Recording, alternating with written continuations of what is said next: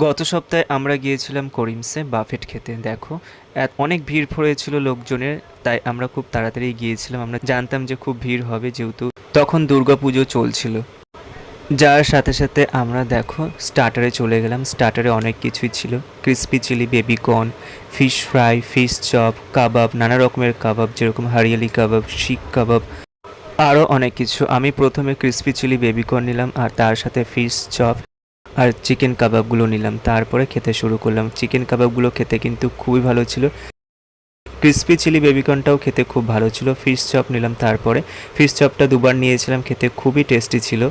Starter শেষ করার পর মেন কোর্সে ছিল নানা রকমের খাবার। দেখো, মেন কোর্সে আমি নিয়েছিলাম fried rice, chilli chicken, chilli fish, chilli chicken আর ফ্রাইড রাইসটা খেতে খুবই ভালো ছিল। আর ড্রিঙ্কসে আমরা নিয়েছিলাম মজিতো। মজিতো খেতে খুবই ভালো লাগে, তাই মজিতো নিয়েছিলাম।